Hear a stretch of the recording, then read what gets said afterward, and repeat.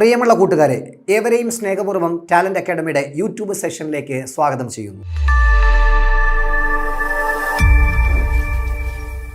നമ്മൾ ടാലന്റ് അക്കാഡമിയുടെ ഏറ്റവും സുപ്രധാനമായിട്ടുള്ള പുതിയ കോഴ്സുകളെ കുറിച്ചിട്ടാണ് പറയുന്നത്. General PSC batch, 10th 12th level batch, secretariat assistant ബാച്ചിൻ്റെ ഓഫ്ലൈൻ കോഴ്സിലേക്കുള്ളതും ഓൺലൈൻ കോഴ്സിലേക്കുള്ള അഡ്മിഷൻ ആരംഭിച്ചിട്ടുണ്ട്. കൂടുതൽ വിവരങ്ങൾക്ക് താഴെ തന്നിരിക്കുന്ന ഫോം ഫിൽ ചെയ്യുകയോ 78 45 89 44 92 എന്ന നമ്പറിൽ ബന്ധപ്പെടുകയോ ചെയ്യുക. അതോടൊപ്പം തന്നെ അധ്യാപകരാകാൻ ആഗ്രഹിക്കുന്ന ഉദ്യോഗാർത്ഥികളെ സംബന്ധിച്ച് HSA സോഷ്യൽ സയൻസിലൂടെ ഹൈസ്കൂൾ അധ്യാപകരാകാൻ ആഗ്രഹിക്കുന്നുവെങ്കിൽ ടാലന്റ് അക്കാഡമി നിങ്ങൾക്ക് വേണ്ടി ഓഫ്ലൈൻ കോഴ്സ് സ്റ്റാർട്ട് ചെയ്തിട്ടുണ്ട്.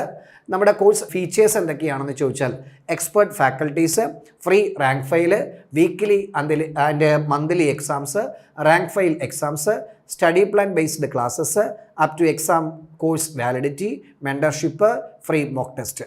കൂടുതൽ വിവരങ്ങൾക്കായി താഴെ തന്നിരിക്കുന്ന ഫോം ഫിൽ ചെയ്യുകയോ 78 45 89 44 92 എന്ന നമ്പറിൽ ബന്ധപ്പെടുകയോ ചെയ്യുക.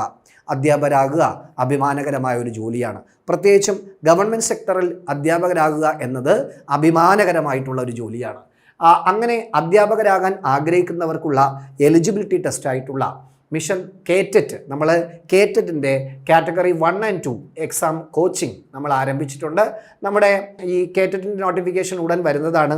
അതുമായി ബന്ധപ്പെട്ട നമ്മുടെ കോഴ്സ് ഫീച്ചേഴ്സ് എക്സ്പേർട്ട് ഫാക്കൽറ്റീസ് ആണ്, ഫ്രീ റാങ്ക് ഫയൽ ഉണ്ട്, പേഴ്സണൽ മെൻറ്റർഷിപ്പ് ഉണ്ട്, വീക്ക്ലി ആൻഡ് മന്ത്ലി എക്സാം ഉണ്ട്, റാങ്ക് ഫയൽ എക്സാം ഉണ്ട്, ഫ്രീ മോക്ക് ടെസ്റ്റ് ഉണ്ട്. കാറ്റഗറി 1 and 2 എക്സാം എഴുതാൻ ആഗ്രഹിക്കുന്നു, അതിനുള്ള തയ്യാറെടുപ്പുകൾ നടത്തുന്ന ഉദ്യോഗാർത്ഥികൾക്ക് വേണ്ടി ഞങ്ങൾ നടത്തുന്ന ഓഫ്ലൈൻ കോഴ്സ് അഡ്മിഷൻ ആരംഭിച്ചിട്ടുണ്ട്. ഓഫ്ലൈൻ കോഴ്സ് നടക്കുന്നത് തിരുവനന്തപുരത്തെ ടാലന്റ് അക്കാഡമിയുടെ ഓഫ്ലൈൻ സെൻറ്ററിലാണ്. കൂടുതൽ വിവരങ്ങൾക്ക് താഴെ തന്നിരിക്കുന്ന ഫോം ഫിൽ ചെയ്യുകയോ 78 45 89 44 92 എന്ന നമ്പറിൽ ബന്ധപ്പെടുകയോ ചെയ്യുക. പ്രിയപ്പെട്ട ഉദ്യോഗാർത്ഥികളെ, ഇന്ന് നമ്മൾ യൂട്യൂബ് സെഷനിൽ വന്നിരിക്കുന്നത് ഒരു ചെറിയ ഇൻഫർമേഷനുമായി ബന്ധപ്പെട്ടാണ്.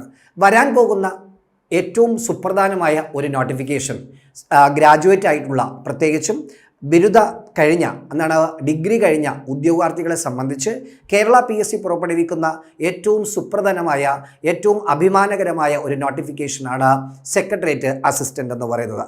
ഈ സെക്രട്ടേറിയറ്റ് അസിസ്റ്റൻ്റ് നോട്ടിഫിക്കേഷനുമായി ബന്ധപ്പെട്ട ചില കാര്യങ്ങൾ നിങ്ങളോട്, അതിൻ്റെ നമ്മുടെ സിലബസുമായി ബന്ധപ്പെട്ട ചില കാര്യങ്ങൾ നിങ്ങളോട് ചർച്ച ചെയ്യുന്നതിന് വേണ്ടിയിട്ടാണ് ഇന്നത്തെ ഈ സെഷനിൽ ഞാൻ നിങ്ങളോടൊപ്പം എത്തിയിരിക്കുന്നത്. അപ്പോൾ നമുക്കതിലേക്ക് പോകാം. പ്രിയപ്പെട്ട ഉദ്യോഗാർത്ഥികളെ, സെക്രട്ടേറിയറ്റ് അസിസ്റ്റന്റ് നോട്ടിഫിക്കേഷന് വേണ്ടിയിട്ടുള്ള ക്വാളിഫിക്കേഷൻ ബിരുദമാണ്, അല്ലെങ്കിൽ തത്തുല്യ യോഗ്യത.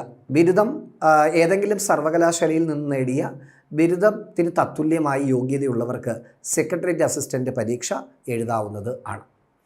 സ്വാഭാവികമായിട്ട് നമ്മുടെ ഒരു സംശയം, സെക്രട്ടേറിയറ്റ് അസിസ്റ്റൻ്റ് പരീക്ഷ എഴുതുന്ന ഉദ്യോഗാർത്ഥികളെ സംബന്ധിച്ച് അവർക്ക് പ്രധാനമായും 2 എക്സാമുകൾ അഭിമുഖീകരിക്കേണ്ടി വരും. ഒന്ന് പ്രിലിമിനറി എക്സാമും മറ്റൊന്ന് മെയിൻസ് എക്സാമുമാണ്. നോക്കൂ, ഇതിൽ നമ്മൾ അതിൻ്റെ ഈ എക്സാമിൻ്റെ സിലബസ് നമ്മളൊന്ന് മനസ്സിലാക്കാനാണ് ശ്രമിക്കുന്നത്. Distribution of marks preliminary exams and mains exam. നോക്കൂ, നമ്മൾ സെക്രട്ടേറിയറ്റ് അസിസ്റ്റൻ്റ് പരീക്ഷ എഴുതാൻ പോകുന്ന ഉദ്യോഗാർത്ഥികളെ സംബന്ധിച്ച് ഏറ്റവും വലിയ ആശങ്ക എന്ന് പറയുന്നത് ഇതെങ്ങനെ പഠിച്ചു തുടങ്ങണം, എവിടെ നിന്ന് തുടങ്ങണം, എങ്ങനെയൊക്കെ ഒരുപാട് ആശങ്കകളുണ്ട്. ഗ്രാജുവേറ്റ് ആയിട്ടുള്ള ഉദ്യോഗാർത്ഥികളെ സംബന്ധിച്ച് നിങ്ങൾ കഴിവുള്ളത് കൊണ്ടാണ് ഒരു ഗ്രാജുവേഷൻ നിങ്ങൾക്ക് പൂർത്തിയാക്കാൻ കഴിഞ്ഞത്. അതുകൊണ്ട് തന്നെ നിങ്ങൾക്ക് യാതൊരു ആശങ്കയുടെയും ആവശ്യകതയില്ല. നിങ്ങൾക്ക് ഈ സിലബസ് ഭംഗിയായി മനസ്സിലാക്കിയാൽ സെക്രട്ടേറിയറ്റ് അസിസ്റ്റൻ്റ് പരീക്ഷയുമായി ബന്ധപ്പെട്ട പ്രിലിമിനറി പരീക്ഷയും മെയിൻസ് പരീക്ഷയും നിങ്ങൾക്ക് വളരെ ഈസി ആയിട്ട് ക്വാളിഫൈ ചെയ്യാൻ കഴിയും. മാത്രമല്ല, ഒരു ബെറ്റർ റാങ്ക് നിങ്ങൾക്ക് അച്ചീവ് ചെയ്യാനും കഴിയും. ആദ്യം നമുക്ക് സിലബസിലേക്ക് പോകാം. നോക്കൂ, distribution of marks preliminary exams, mains exams. ഇതിനകത്ത് ടോപ്പിക്സ് പറയുകയാണെങ്കിൽ simple arithmetic and mental ability എത്ര മാർക്കിനാണ്? 20 മാർക്കിനാണ്. നോക്കൂ, പ്രിലിമിനറി പരീക്ഷയിലാണെങ്കിൽ simple arithmetic and mental ability, simple arithmetic and mental ability 20 മാർക്കിനാണ്. എന്നാൽ അത് മെയിൻസ് എക്സാമിന് വന്നിട്ട് 10 മാർക്കേ ഉള്ളൂ. Simple arithmetic and mental ability മെയിൻസിന് വന്നിട്ട് 10 മാർക്ക് ആണ്. ജനറൽ ഇംഗ്ലീഷിലാണെങ്കിൽ എന്താണ് 20 മാർക്കിനാണ്. എന്താണ് ജനറൽ ഇംഗ്ലീഷ്, ഗ്രാമർ, വൊക്കാബുലറി ഒക്കെ ചേർത്തിട്ട് എത്ര 20 മാർക്കിനാണ് ജനറൽ ഇംഗ്ലീഷ്. എന്നാൽ മെയിൻസിൻ്റെ പരീക്ഷയ്ക്ക് അത് 10 മാർക്കേ ഉള്ളൂ. നോക്കൂ, എന്നാൽ അതേസമയം എന്താണ് മലയാളം എത്ര മാർക്കാണ്? 10 മാർക്കിനാണ്. മലയാളം 10 മാർക്കിനാണ്. നമ്മുടെ എന്താണ് മെയിൻസിൻ്റെ എക്സാമിനും 10 മാർക്കിനാണ്. അപ്പോൾ ഇവിടെ ശ്രദ്ധിക്കേണ്ട കാര്യം ഈ 3 വിഷയത്തിനും കൂടി പ്രിലിമിനറിക്ക് എത്ര മാർക്കിനാണ്? 50 മാർക്കിനാണ് എക്സാം അല്ലേ? ഈ 3 വിഷയത്തിനും കൂടി പ്രിലിമിനറി പരീക്ഷ എത്ര മാർക്കിനാണ്? 50 മാർക്കിനാണ്. നോക്കൂ, simple arithmetic and mental ability, general English 20 mark വീതമാണ്. 20 20 40 മാർക്ക്, മലയാളം 10 മാർക്ക്, അങ്ങനെ ആകെ എന്താണ് 50 മാർക്കിനാണ്. എന്നാൽ നമ്മുടെ മെയിൻസിൻ്റെ എക്സാം പരിശോധിക്കുമ്പോൾ ആ 3 വിഷയത്തിനും കൂടി ആകെ 30 മാർക്കിനാണ്. 3 വിഷയത്തിനും കൂടി 30 മാർക്കിനാണ്.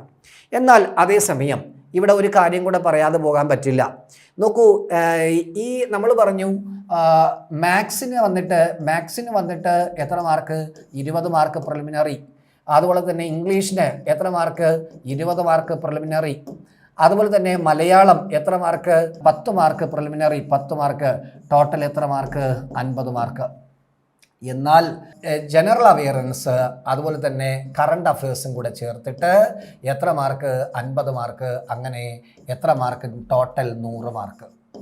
ടോട്ടൽ 100 മാർക്ക് 75 മിനിറ്റ് ദൈർഘ്യമുള്ള എക്സാമാണ്. 75 മിനിറ്റ് ദൈർഘ്യമുള്ള എക്സാമാണ്. അപ്പോൾ ശ്രദ്ധിക്കുക, പ്രിലിമിനറി പരീക്ഷ എങ്ങനെയാണ്? എന്താണ് പ്രിലിമിനറി പരീക്ഷയുടെ കോമൺ പാറ്റേൺ ആണ് ഞാൻ പറയുന്നത്. മാത്സിന് എന്താണ് simple arithmetic and mental ability 20 mark, English 20 mark, Malayalam 10 mark, അങ്ങനെ ടോട്ടൽ 50 മാർക്ക്. എന്താണ് GK ആൻഡ് കറണ്ട് അഫയേഴ്സിന് 50 മാർക്ക്, അങ്ങനെ ടോട്ടൽ 100 മാർക്ക്. ഇത് എത്ര മിനിറ്റിനാണ് എക്സാം? 75 മിനിറ്റ് ദൈർഘ്യമുള്ള എക്സാം ആണ്. എന്നാൽ നോക്കൂ, മെയിൻസിൻ്റെ എക്സാം നിങ്ങൾ പരിശോധിക്കുകയാണെങ്കിൽ മെയിൻസിൻ്റെ എക്സാമിനാണെങ്കിൽ എങ്ങനെയാണ്? മെയിൻസിൻ്റെ എക്സാമിനാണെങ്കിൽ എന്താണ് നമ്മുടെ മാത്സ് എത്ര മാർക്ക്? 10 മാർക്ക്. ഇംഗ്ലീഷ് എത്ര മാർക്ക്? 10 മാർക്ക്. എന്താണ് അതോടൊപ്പം തന്നെ മലയാളം എത്ര മാർക്ക്? 10 മാർക്ക്. ഇത് ടോട്ടൽ എന്താണ് 30 മാർക്കിനാണ്. എന്നാൽ GK ആൻഡ് കറണ്ട് അഫയേഴ്സ് എത്ര മാർക്കാണെന്ന് ചോദിച്ചാൽ 70 മാർക്കിനാണ്. അങ്ങനെ ടോട്ടൽ എത്ര മാർക്ക്? 100 മാർക്കിനാണ്. 90 മിനിറ്റ് ദൈർഘ്യമുള്ള എക്സാമാണ്. ശ്രദ്ധിക്കുക. അപ്പോൾ മെയിൻസും പ്രിലിമിനറി പരീക്ഷയും തമ്മിലുള്ള വ്യത്യാസം ഇതാണ് പറയുന്നത്. അപ്പോൾ സെക്രട്ടേറിയറ്റ് അസിസ്റ്റൻ്റ് പരീക്ഷയ്ക്ക് പ്രിലിമിനറി പരീക്ഷ ഗ്രാജുവേറ്റ് ലെവലിലുള്ള എന്താണ് ബിരുദതലത്തിലുള്ള കോമൺ എക്സാമാണുള്ളത്. പ്രിലിമിനറി എക്സാം ബിരുദതല നോട്ടിഫിക്കേഷന് കോമൺ എക്സാമാണ്. അപ്പോൾ അതിൽ പ്രിലിമിനറി എക്സാമിന് 100 മാർക്കിന് 75 മിനിറ്റാണ്. ഇവിടെ 100 മാർക്ക് 90 മിനിറ്റാണ്. മെയിൻസ് ആണെങ്കിൽ 100 മാർക്ക് 90 മിനിറ്റാണ്. അപ്പോൾ ഇവിടെ നോക്കൂ, നമ്മളിവിടെ പറഞ്ഞു കഴിഞ്ഞു എന്താണ് simple arithmetic and mental ability 20 mark, general English 20 mark, Malayalam 10 mark, total 50 mark. അവിടെ ടോട്ടൽ 30 മാർക്കാണ്. ഹിസ്റ്ററി എത്ര മാർക്കിനാണ്? 10 മാർക്കിനാണ്. അതായത് ഇന്ത്യൻ ഹിസ്റ്ററിയും കേരള ഹിസ്റ്ററിയും വേൾഡ് ഹിസ്റ്ററിയും ചേർത്തിട്ട് 10 മാർക്കിനാണ്. ഇവിടെയാണെങ്കിൽ എത്ര മാർക്കേ ഉള്ളൂ? 5 മാർക്കേ ഉള്ളൂ. നോക്കൂ, history, Indian history, Kerala history, world ഹിസ്റ്ററിയും ചേർത്തിട്ട് 10 മാർക്ക്. അവിടെ എത്ര മാർക്ക്? 5 മാർക്കിനാണ്. Geography, Indian geography, Kerala geography ഒക്കെ ചേർത്തിട്ട് എത്ര മാർക്ക്? 5 മാർക്കിനാണ്. അവിടെയും 5 മാർക്കിന് ആണ്. മെയിൻസിനും 5 മാർക്കാണ്. ഇനി എക്കണോമിക്സ്, ഇന്ത്യൻ എക്കണോമിക്സ് എത്ര മാർക്ക്? 5 മാർക്ക്. അവിടെയും എത്ര മാർക്കാണ്? 5 മാർക്കാണ്. ഇനി കോൺസ്റ്റിറ്റ്യൂഷൻ എത്ര മാർക്ക്? 5 മാർക്കാണ്. ഇവിടെയും 5 മാർക്കാണ്. അപ്പോൾ ശ്രദ്ധിക്കുക, ഇവിടെ ഒരു വ്യത്യാസം ഹിസ്റ്ററിയിൽ മാത്രമാണ്. ഹിസ്റ്ററിയിൽ പ്രിലിമിനറി പരീക്ഷയ്ക്ക് ഇന്ത്യൻ ഹിസ്റ്ററിയും വേൾഡ് ഹിസ്റ്ററിയും അതുപോലെ തന്നെ നമ്മുടെ കേരള ഹിസ്റ്ററിയും കൂടെ ചേർത്തിട്ട് 10 മാർക്കിനാണ്. മെയിൻസിനാണെങ്കിൽ 5 മാർക്കിനാണ്. ബാക്കി ജോഗ്രഫിയും ഇന്ത്യൻ കോൺസ്റ്റിറ്റ്യൂഷനും ഇന്ത്യൻ എക്കണോമിക്സൊക്കെ 5 മാർക്ക് വീതമാണ് മെയിൻസിനും പ്രിലിമിനറി പരീക്ഷയ്ക്കും. നോക്കൂ, arts, literature, culture and sports. നോക്കൂ, പ്രിലിമിനറി പരീക്ഷയ്ക്കാണെങ്കിൽ 10 മാർക്കിനാണ്. ഇവിടെ 5 മാർക്കിനാണ് അല്ലേ? പ്രിലിമിനറി പരീക്ഷയ്ക്ക് arts, literature, culture and sports 10 mark. മെയിൻസിന് വന്നിട്ട് 5 മാർക്കാണ്. ബേസിക്സ് ഓഫ് കമ്പ്യൂട്ടർ 5 മാർക്കാണ്. ഇവിടെ 3 മാർക്കാണ്. വ്യത്യാസം കണ്ടോ? എന്താണ് മെയിൻസിൻ്റെ പരീക്ഷയ്ക്ക് 3 മാർക്കും പ്രിലിമിനറി പരീക്ഷയ്ക്ക് 5 മാർക്കുമാണ്. കറണ്ട് അഫയേഴ്സ് നോക്കൂ. കറണ്ട് അഫയേഴ്സ് ഇവിടെ നമ്മൾ പറഞ്ഞ ഇന്ത്യൻ ഹിസ്റ്ററി പരിശോധിക്കുമ്പോഴും ജോഗ്രഫി പരിശോധിക്കുമ്പോഴും കോൺസ്റ്റിറ്റ്യൂഷൻ പരിശോധിക്കുമ്പോഴും ആർട്സ് ആൻഡ് ലിറ്ററേച്ചർ കൾച്ചറൊക്കെ പരിശോധിക്കുമ്പോഴും സ്പോർട്സ് പരിശോധിക്കുമ്പോഴും അതുമായി ബന്ധപ്പെട്ട എല്ലാ കറണ്ട് അഫയേഴ്സും അതിനകത്ത് ആ പറഞ്ഞ മാർക്കിനകത്ത് ഇൻക്ലൂഡഡ് ആയിട്ട് വരുന്നു. എന്നാൽ മെയിൻസിന് പ്രത്യേകം പറയുന്നുണ്ട് 15 മാർക്കാണ്. മെയിൻസിന് പ്രത്യേകം കറണ്ട് അഫയേഴ്സ് എത്ര മാർക്കാണ്? 15 മാർക്കാണ്. നോക്കൂ, ഈ പ്രിലിമിനറി പരീക്ഷയ്ക്ക് സിവിക്സ് എന്ന് പറയുന്നൊരു ഭാഗമുണ്ട്. സിവിക്സിന് എത്ര മാർക്കാണ്? 5 മാർക്കാണ്. കോൺസ്റ്റിറ്റ്യൂഷന് പുറമെ സിവിക്സും ഉണ്ട് 5 മാർക്ക്. പക്ഷേ മെയിൻസിന് ഏതാണ്? സിവിക്സ് ഇല്ല. സയൻസ് ആൻഡ് ടെക്നോളജി എത്ര മാർക്ക്? 5 മാർക്കാണ് സയൻസ് ആൻഡ് ടെക്നോളജി. എന്നാൽ മെയിൻസിൻ്റെ പരീക്ഷയ്ക്ക് സയൻസ് ആൻഡ് ടെക്നോളജി ആയിട്ടല്ല, ഒരേ സെപ്പറേറ്റഡ് ആയിട്ടാണ് പറഞ്ഞിരിക്കുന്നത്. കേരള ഗവേണൻസ് പ്രിലിമിനറി പരീക്ഷയ്ക്ക് കേരള ഗവേണൻസ് ഇല്ല. മെയിൻസിൻ്റെ പരീക്ഷയ്ക്ക് കേരള ഗവേണൻസ് ഉണ്ട്. ഒരു പ്രത്യേക ടോപ്പിക്കായിട്ടാണ് പറയുന്നത്. എത്ര മാർക്കാണ്? 10 മാർക്കാണ്. ഇമ്പോർട്ടൻ്റ് ആക്ട് പ്രിലിമിനറി പരീക്ഷയ്ക്കില്ല, എന്നാൽ മെയിൻസിൻ്റെ പരീക്ഷയ്ക്കുണ്ട്. മെയിൻസിൻ്റെ പരീക്ഷയ്ക്ക് 5 മാർക്ക്. നോക്കൂ, അവിടെ ഒരു പ്രത്യേകതയുണ്ട്. കോൺസ്റ്റിറ്റ്യൂഷനും അതോടൊപ്പം തന്നെ Kerala governance, constitution 5 mark, Kerala governance 10 mark, important acts 5 mark, അങ്ങനെ 20 മാർക്ക്.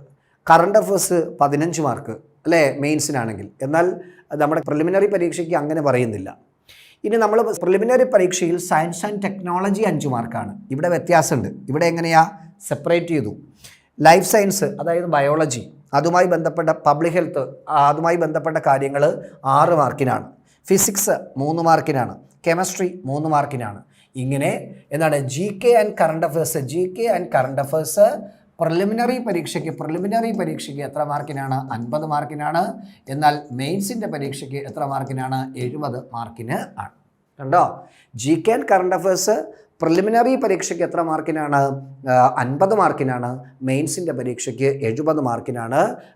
ഈ പ്രിലിംസിന് മെയിൻസിന് തമ്മിലുള്ള വ്യത്യാസം. നോക്കൂ, നമ്മുടെ ഹിസ്റ്ററി പറയുകയാണെങ്കിൽ, ഇതിനകത്ത് കേരള ഹിസ്റ്ററി പറയുകയാണെങ്കിൽ അറൈവൽ ഓഫ് യൂറോപ്യൻസ് അല്ലെ, യൂറോപ്യന്മാരുടെ ആഗമനം, അവരുടെ സംഭാവനകൾ അല്ലേ, കോൺട്രിബ്യൂഷൻസ് ഓഫ് യൂറോപ്യൻസിൻ്റെ സംഭാവനകൾ, history of Travancore from Marthanda Varma to Sree Chithira Thirunal. നോക്കൂ, തിരുവിതാംകൂറിൻ്റെ ചരിത്രത്തിൽ തിരുവിതാംകൂർ ചരിത്രത്തിൽ മാർത്താണ്ഡവർമ്മ മുതൽ ശ്രീ ചിത്തിര തിരുനാൾ വരെയുള്ള കാര്യങ്ങൾ കേരള ചരിത്രത്തിൽ പറയുന്നു. Social and religious reform movement നമ്മുടെ കേരളത്തിനകത്ത് നടന്ന സാമൂഹികവും മതപരവുമായ അല്ലെങ്കിൽ സാമൂഹിക മുന്നേറ്റങ്ങൾ അല്ലേ. അതുപോലെ തന്നെ നാഷണൽ മൂവ്മെൻറ്റ് ഇൻ ഈ കേരളത്തിൽ നടന്ന ദേശീയ മുന്നേറ്റങ്ങൾ, ദേശീയ പ്രസ്ഥാനങ്ങളും കാര്യങ്ങളും. Literacy source of Kerala history, Kerala history, literacy source of Kerala history, united Kerala movement, ഐക്യ കേരളത്തെ സംബന്ധിച്ചും, political and social history of Kerala after 1956, 1956 ശേഷമുള്ള കേരളത്തിൻ്റെ രാഷ്ട്രീയ സാമൂഹിക ചരിത്രപരമായ കാര്യങ്ങളെക്കുറിച്ച് ഇതിനകത്ത് പറയുന്നു. അപ്പോൾ കേരള ചരിത്രത്തിൽ ഏതൊക്കെയാണ് പറയുന്നത്? അറൈവൽ ഓഫ് യൂറോപ്യൻസ്, അവരുടെ contributions, history of Travancore from Marthanda Varma to Sree Chithira Thirunal, social religious movements, national movement in Kerala, literacy source of Kerala history, united Kerala movement, political and social history of Kerala after 1956. ഇതാണ് കേരള ചരിത്രവുമായി ബന്ധപ്പെട്ട ടോപ്പിക്സ് എന്ന് പറയുന്നത്. ഇത് മൊത്തത്തിലാണ് ഹിസ്റ്ററി 10 മാർക്കിന്, പ്രിലിമിനറി പരീക്ഷയെക്കുറിച്ചിട്ടാണ് പറയണേ 10 മാർക്ക് എന്നുള്ളത്. നോക്കൂ, ഇന്ത്യൻ ചരിത്രം പറയുകയാണെങ്കിൽ മിഡീവൽ ഇന്ത്യ, മധ്യകാല ഇന്ത്യയെക്കുറിച്ച് പറയുന്നു. Political history, administrative reforms, political history, administrative reforms, contributions, establishment of the British, first war of independence, formation of international Congress, swadeshi movement, social reform movement. നോക്കൂ, മധ്യകാല ഇന്ത്യയെക്കുറിച്ച് പറയുന്നു. അതോടൊപ്പം തന്നെ പൊളിറ്റിക്കൽ ഹിസ്റ്ററി, അതുമായി ബന്ധപ്പെട്ട രാഷ്ട്രീയ ചരിത്രപരമായ കാര്യങ്ങളെക്കുറിച്ച് പറയുന്നു. അഡ്മിനിസ്ട്രേറ്റീവ് റിഫോംസ്, അതിൻ്റെ contributions, establishment of the British, first war of independence, formation of international Congress, swadeshi movement, social reform movement, newspaper, literature, literature and art during the freedom struggle. Independent movement and Mahatma Gandhi, extremist movement in India, India's independent, post independent period, state reorganisation, development in science, education and technology, foreign policy, political history after 1951. Okay, India ചരിത്രത്തിൽ വളരെ വലിയൊരു ഭാഗമാണ്. Indian national Congress മാത്രമല്ല, മധ്യകാല ഇന്ത്യയെക്കുറിച്ച് പറയുന്നു, ഇന്ത്യയിലെ പിന്നെ ആ കാലഘട്ടത്തിലെ രാഷ്ട്രീയ ചരിത്രപരമായ കാര്യങ്ങളെക്കുറിച്ച് പറയുന്നു, നമ്മുടെ ഇന്ത്യക്കകത്തുണ്ടായിരുന്ന നാഷണൽ മൂവ്മെൻറ്റ്സിനെ കുറിച്ച് പറയുന്നു, സ്വദേശീയ പ്രസ്ഥാനങ്ങളെക്കുറിച്ച് പറയുന്നു, അതുമായി ബന്ധപ്പെട്ട് ദേശീയ പ്രസ്ഥാനങ്ങളും ലിറ്ററേച്ചറിനെ കുറിച്ചും ന്യൂസ് പേപ്പറിനെ കുറിച്ചും പറയുന്നു. അതോടൊപ്പം തന്നെ മഹാത്മാഗാന്ധിയും അതോടൊപ്പം തന്നെ നമ്മുടെ ഇന്ത്യൻ നാഷണൽ കോൺഗ്രസിൻ്റെ 2 വിഭാഗങ്ങളെയും കുറിച്ചും ഒക്കെ ഇതിനകത്ത് പ്രതിപാദിക്കുന്നു. അങ്ങനെ അതാണ് ഇന്ത്യ ചരിത്രം. എന്നാൽ വേൾഡ് ചരിത്രത്തിൽ ഇംഗ്ലണ്ടിലെ മഹത്തായ വിപ്ലവം, അമേരിക്കൻ സ്വാതന്ത്ര്യ സമരം, French revolution, Russian revolution, Chinese revolution, political history after second world war, UNO, other international organisation. നോക്കൂ, കണ്ടോ, വേൾഡ് ചരിത്രത്തിലാണെങ്കിൽ ഇംഗ്ലണ്ടിലെ മഹത്തായ വിപ്ലവം, അമേരിക്കൻ സ്വാതന്ത്ര്യ സമരം, ഫ്രഞ്ച് വിപ്ലവം, റഷ്യൻ വിപ്ലവം, അതോടൊപ്പം തന്നെ ചൈനീസ് വിപ്ലവം, അതോടൊപ്പം തന്നെ സെക്കൻഡ് വേൾഡ് വാറിന് ശേഷമുള്ള ചരിത്രപരവും രാഷ്ട്രീയപരവുമായ കാര്യങ്ങൾ ഇൻ്റർനാഷണൽ ഓർഗനൈസേഷൻ, ഐക്യരാഷ്ട്ര സംഘടന ഉൾപ്പെടെയുള്ള ഇൻ്റർനാഷണൽ ഓർഗനൈസേഷനെ കുറിച്ച് വേൾഡ് ഹിസ്റ്ററിയിൽ പഠിക്കാനുണ്ട്. നമ്മൾ പറഞ്ഞു പ്രിലിമിനറി പരീക്ഷയ്ക്ക് വേണ്ടി പ്രത്യേകമായിട്ട് ഒരു കറണ്ട് അഫയേഴ്സിനെ കുറിച്ച് പറയുന്നില്ല. എന്നാൽ മെയിൻസിൻ്റെ പരീക്ഷയ്ക്കാണെങ്കിൽ 15 മാർക്കിന് കറണ്ട് അഫയേഴ്സിനെ കുറിച്ച് പറയുന്നു. ഇവിടെയാണെങ്കിൽ current affairs related to relevant topic, ഇതുമായി ബന്ധപ്പെട്ട കറണ്ട് അഫയേഴ്സ് ഇതിനകത്ത് പറയുന്നു. അപ്പോൾ അങ്ങനെ ഹിസ്റ്ററി നോക്കൂ, ഏതൊക്കെയാണ്? കേരള ഹിസ്റ്ററി നമ്മൾ പറഞ്ഞു, ഇന്ത്യൻ ഹിസ്റ്ററി നമ്മൾ പറഞ്ഞു, വേൾഡ് ഹിസ്റ്ററി നമ്മൾ പറഞ്ഞു, ഇതുമായി ബന്ധപ്പെട്ട കറണ്ട് അഫയേഴ്സ് നമ്മൾ പറഞ്ഞു. ഇതെല്ലാം കൂടി ചേർത്ത് ഹിസ്റ്ററി എത്ര മാർക്കിനാണ്? 10 മാർക്കിന് ആണ് പ്രിലിമിനറി പരീക്ഷയ്ക്ക് ഉള്ളത്. എന്നാൽ നോക്കൂ, ജോഗ്രഫി 5 മാർക്കിനാണുള്ളത്. ജോഗ്രഫി എത്ര മാർക്കിനാണ്? 5 മാർക്കിനാണുള്ളത്. എന്തൊക്കെയാണ്? Basics of geography, earth structure, atmosphere, rocks, land forms. നോക്കൂ, ജോഗ്രഫിയുടെ അടിസ്ഥാനപരമായ കാര്യങ്ങൾ, അതോടൊപ്പം തന്നെ ഭൂമിയുടെ ഘടന, അതുപോലെ തന്നെ അറ്റ്മോസ്ഫിയർ, അതോടൊപ്പം തന്നെ നമ്മുടെ റോക്സിനെ കുറിച്ച്, ലാൻഡ് ഫോംസിനെ കുറിച്ചിട്ട്, pressure belt and winds, temperature and seasons, global issues, global warming, various forms of pollutions, map, topographic maps and science, remote sensing, അതോടൊപ്പം തന്നെ geographic information system, Ocean and it's various movements, continents, world nations and it's specific features. നോക്കൂ, അത് അല്പം കട്ടിയായിട്ടുള്ള കുറേ കാര്യങ്ങൾ ഇതിനകത്ത് പറയുന്നുണ്ട് ജോഗ്രഫിയുമായി ബന്ധപ്പെട്ട്. അപ്പോൾ വേൾഡ് ജോഗ്രഫിയെക്കുറിച്ച്, അവിടെ ജോഗ്രഫി എന്ന് പറയുമ്പോൾ ഇവിടെ ഉദ്ദേശിച്ചത് മൊത്തത്തിലുള്ള ജോഗ്രഫിയെ കുറിച്ചിട്ടാണ് പറയുന്നത്, നമ്മുടെ ജോഗ്രഫി എന്ന് പറയുന്നൊരു ഭാഗം. എന്നാൽ ഇവിടെ പറയുന്നു ഇന്ത്യൻ ജോഗ്രഫിയെക്കുറിച്ച് പറയുന്നു. ഇന്ത്യൻ ജോഗ്രഫി അല്ലേ, ഫിസിയോഗ്രാഫിയും സ്റ്റേറ്റ്സ് ആൻഡ് ഫീച്ചേഴ്സും, north mountain region, rivers, north great plain, peninsular plateau, coastal plain, climate, natural vegetation, agriculture, minerals and industries, energy source, transport system, road, water, railway, air. അല്ലേ, നോക്കൂ, ഇവിടെ transport system, road, water, railway, air, അതിനെക്കുറിച്ച് പറയുന്നു. അപ്പോൾ ഇങ്ങനെ ഇത് ഇവിടെ Indian ജോഗ്രഫിയാണ് അത് പറഞ്ഞത്. എന്നാൽ കേരള ജോഗ്രഫി ഉണ്ട്. അതിൻ്റെ കേരള ജോഗ്രഫിയുമായി ബന്ധപ്പെട്ട physiography, districts and features, reverse, climate change, natural vegetation, wild ലൈഫിനെ കുറിച്ച് പറയുന്നു, agriculture and research centres, mineral and industries, energy source, transport system, road, water, railway, air. ഇതുമായി ബന്ധപ്പെട്ട കറണ്ട് റിലവൻ്റ് ആയിട്ടുള്ള ടോപ്പിക്സ്. അത് ഇങ്ങനെ നമ്മുടെ ജോഗ്രഫി, ബേസിക്സ് ഓഫ് ജോഗ്രഫിയും ഇന്ത്യൻ ജോഗ്രഫിയും അതുപോലെ തന്നെ കേരള ജിയോഗ്രഫിയും അതുമായി ബന്ധപ്പെട്ട റിലവൻ്റ് കറണ്ട് അഫയേഴ്സും കൂടി ചേർത്ത് എത്ര മാർക്കിനാണ്? 5 മാർക്സിന് ആണ്. പ്രിലിമിനറി പരീക്ഷയുടെ കാര്യമാണ് പറഞ്ഞത്. എക്കണോമിക്സിന് എത്ര മാർക്കാണ്? 5 മാർക്കാണ്. ഇന്ത്യൻ എക്കണോമിക്സിന് എത്ര മാർക്കാണ്? 5 മാർക്കാണ്. എന്തൊക്കെയാണ് വരുന്നത്? ഒന്ന്, ദേശീയ വരുമാനം, national income, per capita income, factors production, എന്താണ് factors production, economic sectors of production, Indian economic planning, 5-year plans, NITI Aayog, types and functions of economic institutions, reserve bank and functions, public revenue, tax and non tax revenue, public expenditure, budget, fiscal policy, consumer protection and rights.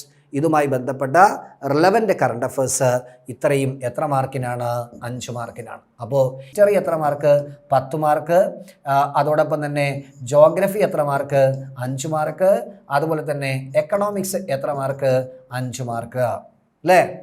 ഇനി നോക്കൂ, അങ്ങനെയാണെങ്കിൽ Indian constitution, ഭരണഘടന, constituent assembly, preamble, fundamental rights, directive principles of state policy, fundamental duties, citizenship, constitutional amendment, panchayat raj system, എന്താണ് constitutional institutions and their functions, emergency, union list, state list, concurrent list, ഇതുമായി ബന്ധപ്പെട്ട current events 5 mark. അപ്പോൾ history 10 mark, history 10 mark, geography 5 mark, economics 5 mark, constitution 5 മാർക്കായി.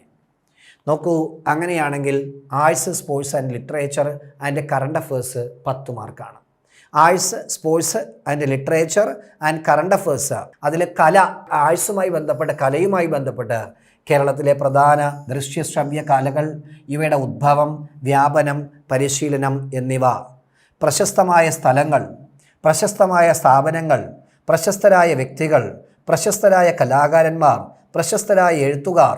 എന്താണ് കായിക രംഗത്താണെങ്കിൽ കായികരംഗത്ത് വ്യക്തിമുദ്ര പതിപ്പിച്ച കേരളത്തിലെയും ഇന്ത്യയിലെയും ലോകത്തിലെയും പ്രധാന കായിക താരങ്ങൾ, അവരുടെ കായിക ഇനങ്ങൾ, അവരുടെ നേട്ടങ്ങൾ, അവർക്ക് ലഭിച്ചിട്ടുള്ള ബഹുമതികൾ, പ്രധാന അവാർഡുകൾ, അവാർഡ് ജേതാക്കൾ, ഓരോ അവാർഡും ഏത് മേഖലയിലെ പ്രകടനത്തിനാണ് നൽകുന്നത് എന്ന അറിവ് അല്ലേ?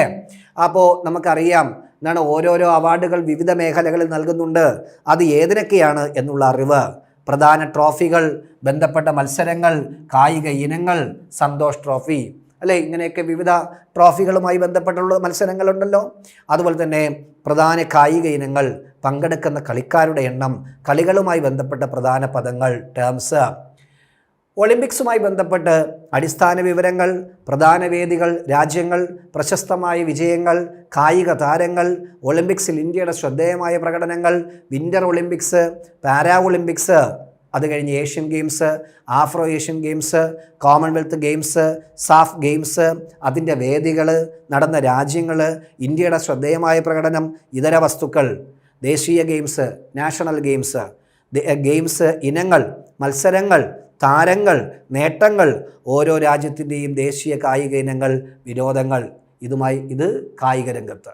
അപ്പോൾ കല പറഞ്ഞു, കായികം പറഞ്ഞു, സാഹിത്യം, മലയാളത്തിലെ പ്രധാന സാഹിത്യ പ്രസ്ഥാനങ്ങൾ, ആദ്യ കൃതികൾ, കർത്താക്കൾ, ഓരോ പ്രസ്ഥാനത്തിലെയും പ്രധാന കൃതികൾ, അവയുടെ കർത്താക്കൾ, എഴുത്തുകാർ, തൂലികാനാമങ്ങൾ, അപരനാമങ്ങൾ, കഥാപാത്രങ്ങൾ, കൃതികൾ, പ്രശസ്തമായ വരികൾ, കൃതികൾ, എഴുത്തുകാർ, മലയാള പത്രപ്രവർത്തനത്തിൻ്റെ തുടക്കം കുറിച്ചവർ, ആനുകാലികങ്ങൾ, പ്രധാനപ്പെട്ട അവാർഡുകൾ, ബഹുമതികൾ, അവാർഡിനർഹരായ എഴുത്തുകാർ, കൃതികൾ, ജ്ഞാനപീഠം നേടിയ മലയാളികൾ, അനുബന്ധ വസ്തുതകൾ, മലയാള സിനിമയുടെ ഉദ്ഭവം, വളർച്ച, നാഴികക്കല്ലുകൾ, പ്രധാന സംഭാവന നൽകിയവർ, മലയാള സിനിമയും ദേശീയ അവാർഡും.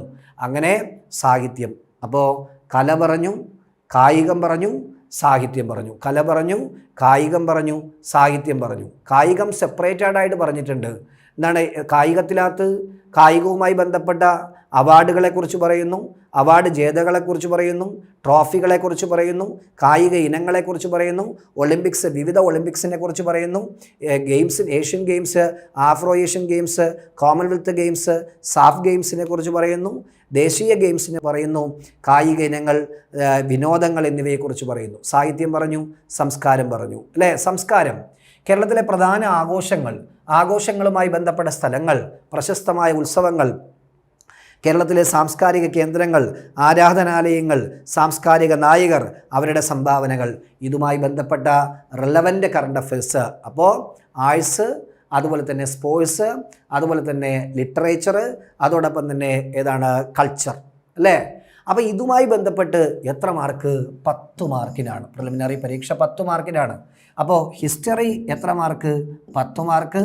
അതോടൊപ്പം തന്നെ ജോഗ്രഫി 5 മാർക്ക്, എക്കണോമിക്സ് 5 മാർക്ക്, അതോടൊപ്പം തന്നെ കോൺസ്റ്റിറ്റ്യൂഷൻ 5 മാർക്ക്, അതുപോലെ തന്നെ സ്പോർട്സ്, ആർട്സ്, ലിറ്ററേച്ചർ, കൾച്ചർ എത്ര മാർക്ക്? 10 മാർക്ക്, അല്ലേ? ഇനി നോക്കൂ, കമ്പ്യൂട്ടർ സയൻസ് വളരെ സിമ്പിൾ കമ്പ്യൂട്ടറാണ് ചോദിച്ചിരിക്കുന്നത്. ബേസിക്സ് ഓഫ് കമ്പ്യൂട്ടർ എത്ര മാർക്കിനാണ്?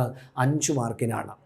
Hardware, input device, output device, memory device.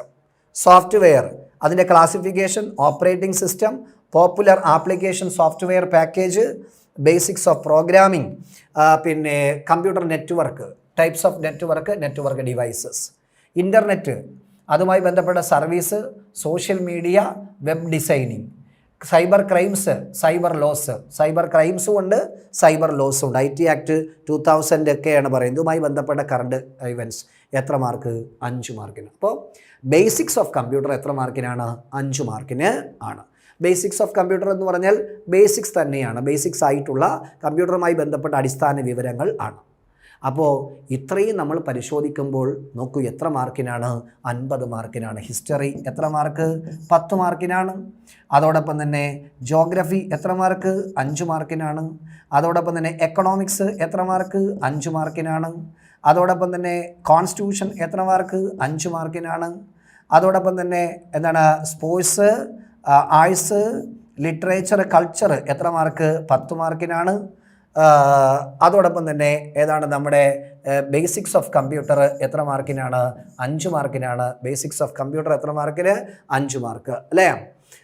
അപ്പോൾ ഇനി നോക്കൂ, അങ്ങനെയാണെങ്കിൽ അപ്പോൾ ഇവിടെ നമ്മൾ ഏതൊക്കെ പറഞ്ഞു? ഇവിടെ നമ്മൾ പറഞ്ഞു വന്നത് ഏതൊക്കെയാണെന്ന് ചോദിച്ചാൽ, പിന്നെ സയൻസ് ആൻഡ് ടെക്നോളജി എത്ര മാർക്ക്? 5 മാർക്ക്. അപ്പോൾ നമ്മളിവിടെ പറഞ്ഞു വന്നത് history 10 mark, geography 5 mark, economics 5 mark, constitution 5 mark, sports, arts, literature, culture 10 mark, basics of computer 5 mark, science and technology 5 mark, then civics ഏതാണ്? 5 മാർക്ക്. അങ്ങനെ ഇതെല്ലാം കൂടി ചേർത്ത് എത്ര മാർക്കിനാണ്?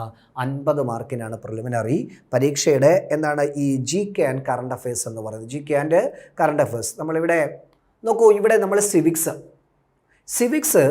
5 മാർക്കിനാണ്. പബ്ലിക് അഡ്മിനിസ്ട്രേഷൻ, പൊതുഭരണം, ബ്യൂറോക്രസി, ഉദ്യോഗസ്ഥ വൃന്ദം, ഫീച്ചേഴ്സ് ആൻഡ് ഫങ്ഷൻസ്, അവരുടെ ഇന്ത്യൻ സിവിൽ സർവീസിനെ കുറിച്ച് പറയുന്നു, സ്റ്റേറ്റ് സിവിൽ സർവീസ്, ഗവേണൻസിനെ കുറിച്ച്, information commission, right to information act, Lokpal and Lokayukta, government, executive, judiciary, legislature, election, political parties, human rights organisation, human rights act, consumer protection act, watershed management, labour and employment, national rural employment policies, land reforms, protection of women and children and old age people, social welfare, social security programme, socio economic statistics data. ഇതുമായി ബന്ധപ്പെട്ട current events 5 mark. അതുപോലെ science and technology എത്ര മാർക്കിനാണ്? 5 മാർക്കിനാണ്. Science and technology, nature and scope of science and technology, relevance of science and technology, national policy on science and technology and innovations, basics of everyday science, human body, public health and community medicine, food and nutrition, health care institute and organisation India promoting integration of science and technology and innovation, their activities and contributions of prominent Indian scientists.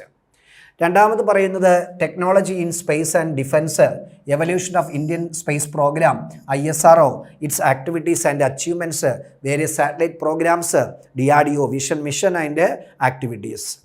പിന്നെ മൂന്നാമതായി പറയുന്നു energy requirement efficiency, India's existing energy needs and deficit, India's energy resources and dependence, renewable and non renewable energy resources, energy policy of India, government policies and programmes, energy security and nuclear policy of India. നാലാമത് Environmental science issues and concerns related to environment, its legal aspects, policies and treaties for the protection of environment at the national and the international level, environment protection for sustainable development, biodiversity, its importance and concerns, climate change, international initiatives, policies, protocols and India's commitment, Western Ghats features, characteristics and issues. Forest and wildlife legal framework for forest and wildlife conservation in India, environmental hazards, pollution, carbon emission, global warming, developments in biotechnology, green technology and nanotechnology. ഇതുമായി ബന്ധപ്പെട്ട current events. അങ്ങനെ science and ടെക്നോളജിക്ക് എത്ര മാർക്കാണ്? 5 mark ആണ്. അപ്പോൾ ഇതാണ് നമ്മുടെ preliminary പരീക്ഷയുമായി ബന്ധപ്പെട്ട ടോപ്പിക്. ഇനി നോക്കൂ, എന്നാൽ അതേസമയം simple arithmetic and mental ability 20 മാർക്കിനാണ്. പ്രിലിമിനറി പരീക്ഷയെക്കുറിച്ചാണ് പറയുന്നത്.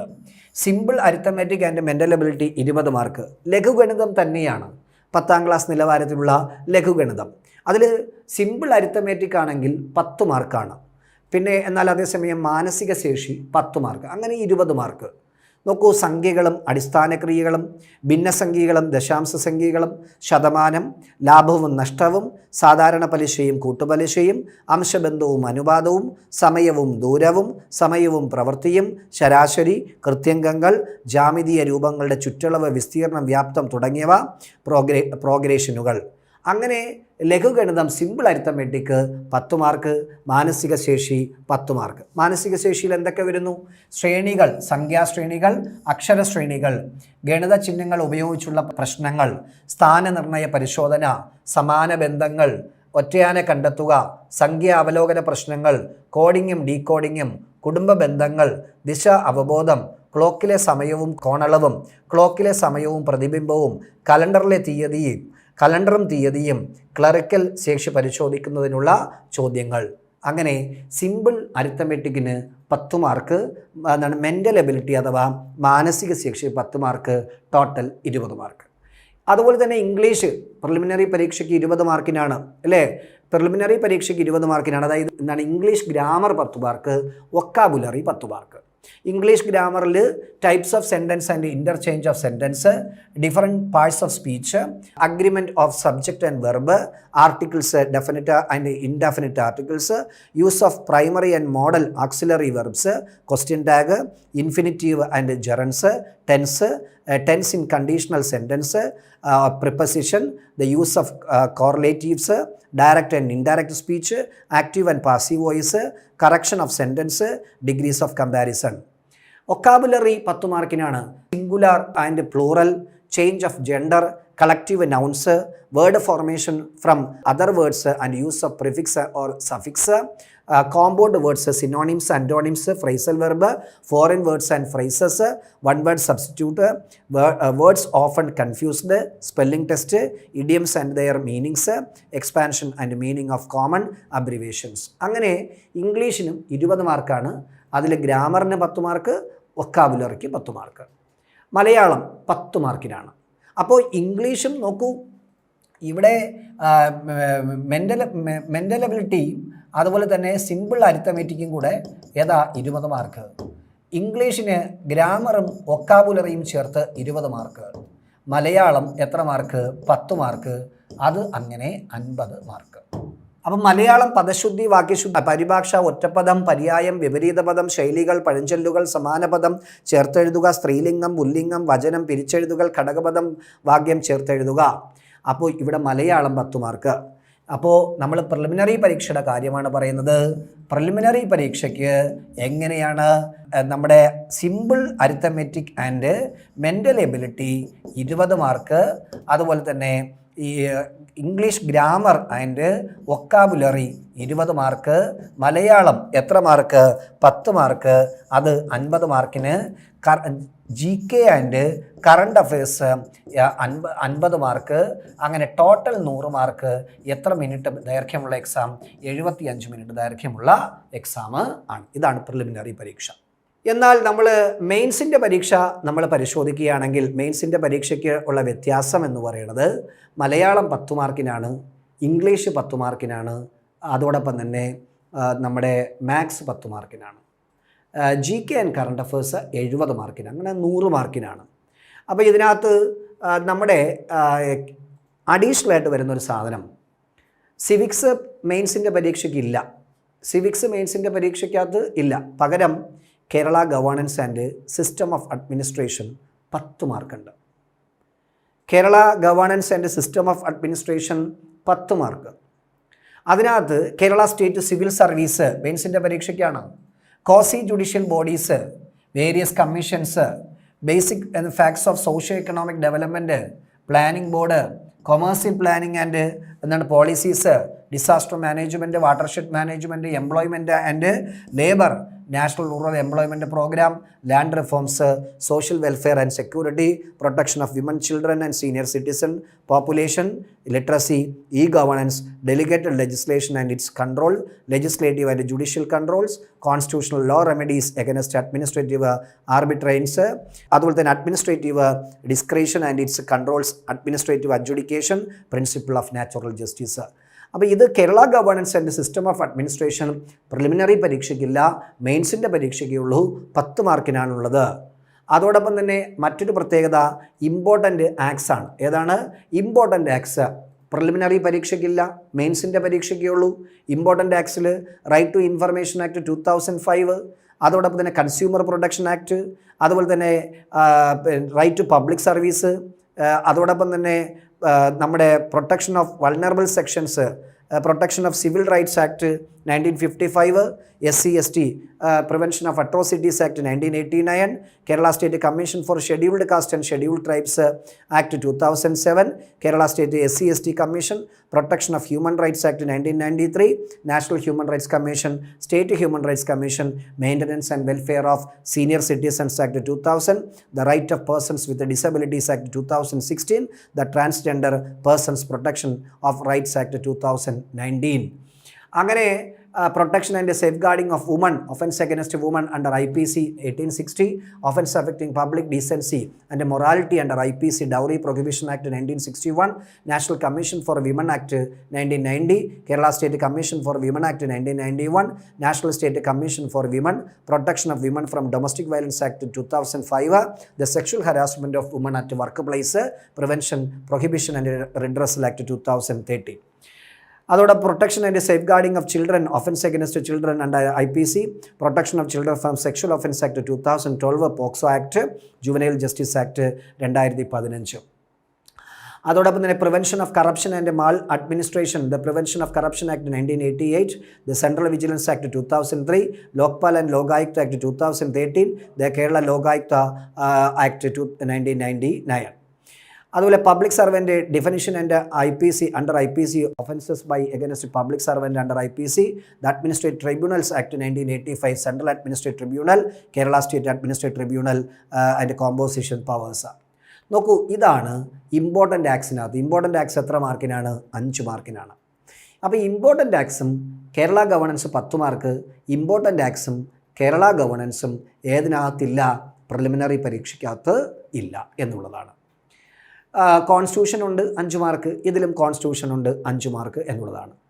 എന്നാൽ ഇവിടെ നമ്മുടെ അവിടെ സയൻസ് ആൻഡ് ടെക്നോളജിയാണ് എത്ര മാർക്കിന്? 5 മാർക്ക് പ്രിലിമിനറി പരീക്ഷയ്ക്ക്. ഇവിടെ അതിന് സെപ്പറേറ്റ് ചെയ്ത് കൊടുത്തിട്ടുണ്ട്.